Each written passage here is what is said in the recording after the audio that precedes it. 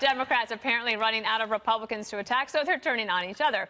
Alexandria Ocasio-Cortez has been battling back and forth with Nancy Pelosi, and now AOC is suggesting that Pelosi's criticism of her and other freshman Dems is racist. AOC saying the persistent singling out, it got to a point where it was just outright disrespectful, the explicit singling out of newly elected women of color. Despite that smear, Pelosi isn't backing down, but neither is AOC. It's singling out four individuals. And knowing the media environment that we're operating in, knowing the amount of death threats that we get, knowing the amount of concentration of attention, I think it's just worth asking why. Do you think she has racial animus? Is she racist? No, absolutely not. Oh, of course not, Greg. Of course, no, she didn't. She just said that, but didn't really mean it. I really wish, I know that Juan might disagree with me, but I want the best for the Democrats. I really do, because I think that every party, every party benefits from a strong competitor, right? I think that, and they always get better. I know you don't believe me. I don't want this to happen. I don't want them to eat themselves alive. But in woke culture, it's not about cooperating or uniting. It's about delineating. I'm not a person like you. I'm X, Y, and Z, color, orientation, gender, disability. All of this becomes, this intersectionality game of who's better, who's more oppressed. And to win, you have to label everyone else intolerant. So what you're left with is the tiniest party. And it's a movement. This whole thing is based on narcissism, right? Who can be the most woke and get the most attention?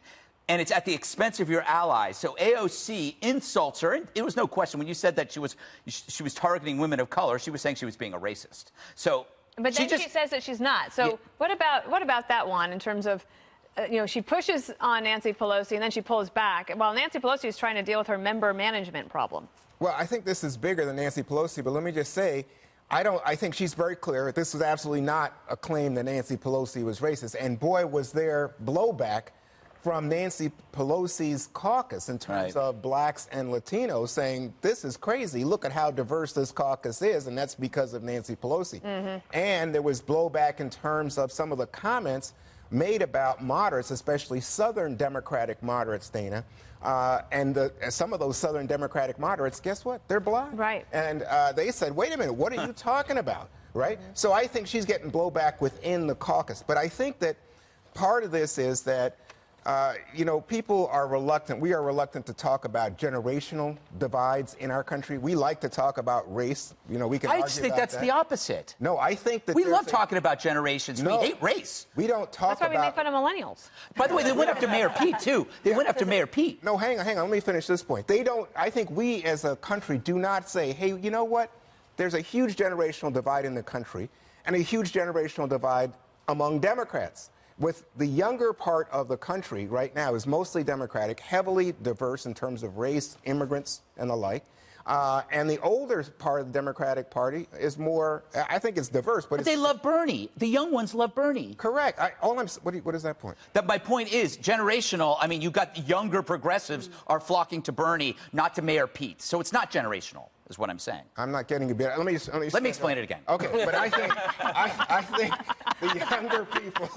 the younger people might, in fact, like a Bernie or like the more progressive politics and the like. But they are really angry that the older folks, as they see it, don't respond to the bullying, to the punching that comes from President Trump. They say, hey, how come you guys don't fight like President Trump? Okay. And why don't you punch back? And the older crowd is saying, hey, I know how to count votes on the House floor. Right. I know how to win elections. All you guys do is talk about clicks on Twitter. Yeah, she talks about, Nancy Pelosi called them the squad.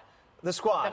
That elevates them by giving them a nickname. So I don't know if that was the best technique. Juan, the older Democrats tried to stage a coup against the president. I think they've been fighting the president pretty damn hard the last 2 years.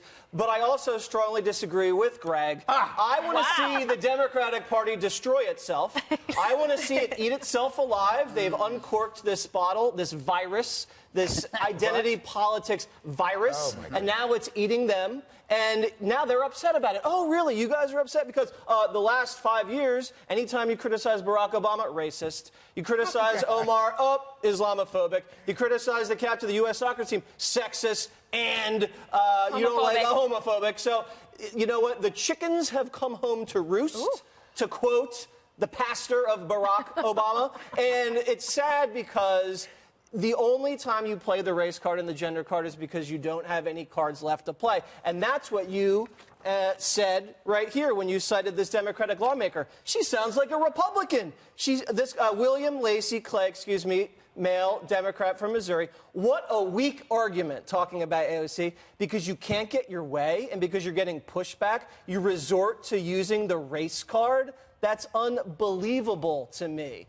So that's what Republicans have been saying for so long, that it's a weak response when you can't persuade to make an argument. And I will say, lastly, they haven't been singled out. They singled themselves out. They were the only 4 people to vote, while 240 others voted the other way. And they've all been lightning rods since they got in. They're always getting all the attention. Nancy hasn't singled themselves. They've done it to themselves. Well, Can I make a point? Pelosi. I'm going to make a point. So the squad only has 4 votes right now. But they don't need that many more votes in order to cause Nancy Pelosi real headaches. It would take about 18 votes for them to not be able to pass things. So if people get increasingly frustrated with the establishment, that could happen. And that's why I think it's important for somehow there to be a balance of energy. And to me, this entire thing is like, you know, when you go out to dinner with another couple and then they get into an argument in front of you and they're bickering, and it's too icky. It makes everyone uncomfortable. And to me, it's like I enjoy that. I enjoy it. Oh, I hate it. Oh my God. I'm always like, do it at home. Because to me, it's like a sorority squabble. And more than generational, it's a maturity difference, too. I agree the squad singled themselves out. It's like they showed up on the first day wearing the same T-shirt and then are aghast at the thought of kind of being called out. What is it, on Wednesdays we wear pink? Totally. But I think importantly moving forward that Pelosi has to prove to her centrist districts that AOC and the squad are not setting the agenda. And then also, however, she needs to harness that energy, like I said in the beginning, because otherwise she could lose the speakership if the Democrats do hold the House or maintain the House moving forward. So somehow they have to figure it out. But to me, it's better done behind closed doors, strategically, rather than playing out like a reality show.